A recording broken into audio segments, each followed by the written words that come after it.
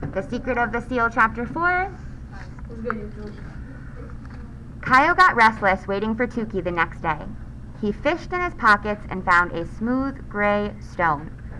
The stone was tapered at one end and almost round in the middle, while the other end was flattened and flared, reminding Keo of a seal's tail.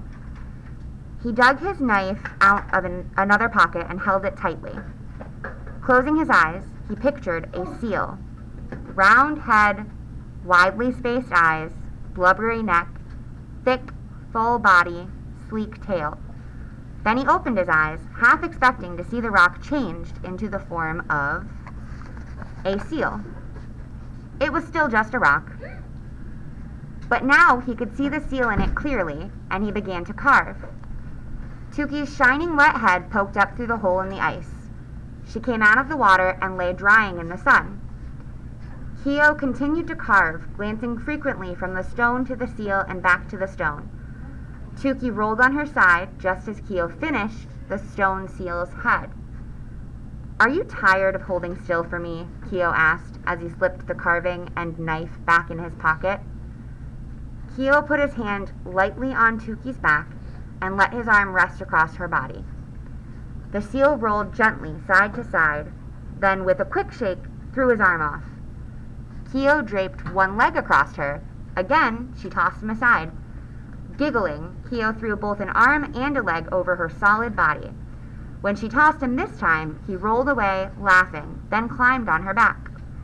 He clung to her neck while she rocked back and forth, and he laughed so hard that he fell off. Tukey prodded him with her nose and plopped down beside him. When Keo lay his arm gently across her this time, she did not shake it off. She lowered her head, closed her eyes, and slept. Clouds covered the sun, and a cool wind gusted over them. A little chilled, Keo hid from the wind behind the seal and huddled close to her broad, furry belly.